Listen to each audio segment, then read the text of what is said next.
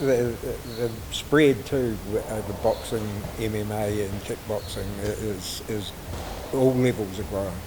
Yeah, I mean, and I did neglect to mention, Junior, obviously against Frank Sanchez, but also we had Hemi in a big fight in the States. He unfortunately had a fight prior to that against Django, where you have to credit Django for his win, but there were some factors which impacted Hemi in that fight. In hindsight, you probably, if we'd known what we know now, we might have delayed that, but Django fought well, great inside fighter, moves well. The result against Joseph Parker is not really indicative of where his skills are at. It's more indicative of the level that Joe is at. So, Hemi had to bounce back from that, and he did so against a 300-pound southpaw in Oklahoma.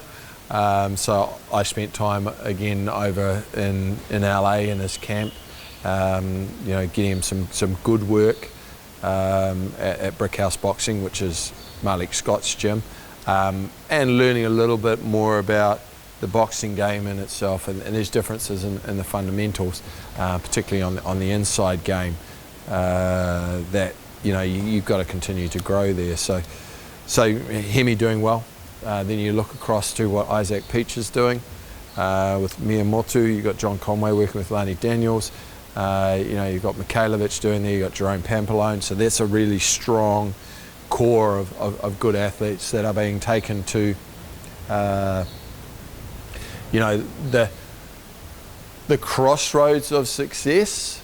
And I say that gently, in the sense that I think the pathway for women is a little quicker and easier. So Mia's accomplished great things, but I think there's still levels that she can go in, and she's pursuing that. And Dean Lonergan is pushing that. Same with Lani, but developing good experience now, going deep, winning fights on points. Going those 10 rounds is really critical, particularly for Mia. Andrei Mikhailovic. The book's still out on him. We know he's aggressive. We know he can punch, but he's now in that area where you have to have really solid strategic fundamentals in terms of breaking an opponent down and the defensive side of things, because you can't take it on the chin at this level, particularly not in the division that he's in. Anything around that middle, super middle, light heavy, those guys can whack and are highly, highly skilled. Having seen, Bivol, for example, at Day of Reckoning in Saudi a couple of weeks back, you get to understand that the level that these guys are at. So Andre needs to keep working on his craft. Jerome Pampalone going really well now. I think of all the prospects at the moment, outside of David Naker, I think Jerome feels to me like a guy who's still got room to improve and is performing really well. And so Isaac's got that cluster of excellence there. I'd be remiss not to mention David Light as well. Obviously, he had that very brave performance against Decoli. Obviously, he had a stroke from a brain aneurysm, which I might add is why we don't mess around with concussion, you geniuses. And that brings it home very, very closely why we do what we do. So David's well on his way to recovery, but it is. I think we've got to acknowledge him as being one of our great performance. His career's at an end, but we're glad he's still with us, and we didn't have to deal with tragedy there. Yeah. 2024, Mike, something that you're especially looking forward to?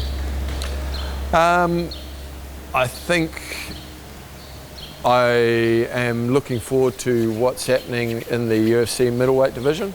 I think that's going to be interesting. I think for Israel is now a challenge. Once you have won the title, and lost the title and won the title. And once you have already cemented your position as one of the greats, then it's a choice that you make. Am I satisfied with that? Do I want to go on and cement a legacy? You know, do I want to be like, for example, Ali, where he hit his peak, he lost his title, he had a couple of rough spots. You know, we know about the Frazier fights, we know about the Norton trilogies that were really close. And then he found, you know, Muhammad found a way to win.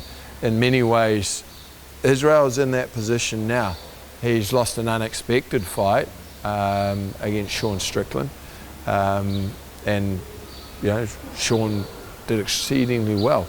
Now that's changed the landscape of that middleweight division. You've got Du Plessis there, who I might add is clearly, people can see now a little bit more. He's very clever with his trash talk and his insults, and then he likes to claim the higher ground, which is utter bullshit.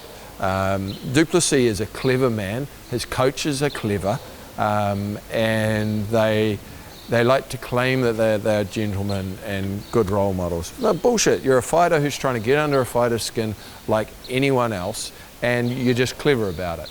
And there's an art to that trash talk, in that if you can seem calm while the other person's going off, well, you're winning that battle. So, well done. But don't bullshit me and claim that you're on the higher ground. You're not. You know, you're just a good operator. Well done.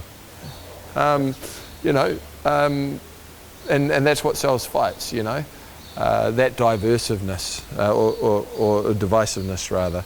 So that's interesting. What's going to happen between Strickland and Du Plessis? You know, is Du Plessis going to be able to get that wrestling game of his on?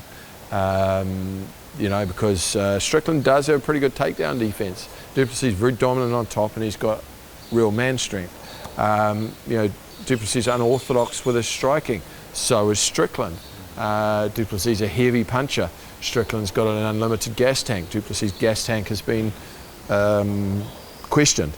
But, you know, he's had his nasal operation, but I suspect he is a little bit like Conor in that he goes and needs to, you know, he needs to replenish himself between rounds. He needs to replenish the batteries. So that's going to be interesting, because Strickland is an Energizer bunny. He keeps on coming. Then you've got Hamzat, who I think Hamzat needs to beat someone legitimate before he gets a title shot. I don't think it's warranted yet. You know, what we've seen is we saw him fight at middleweight against Kamaru, and you can make an argument, you can make a case for Kamaru winning. I probably wouldn't give him that, but I could make a case for it. And you saw him struggle against Gilbert Burns, who's the guy who Dan Hooker fought at lightweight. So I have no doubt he will be fine in the wrestling area, but he won't have that massive strength advantage that he has had. So we need to see that, and before we let him get to the top, we need to see him do that against a Costa, which unfortunately didn't happen. But against a top line guy, I wouldn't like to see him against Whittaker, to be honest, because I think Whittaker's a smaller middleweight.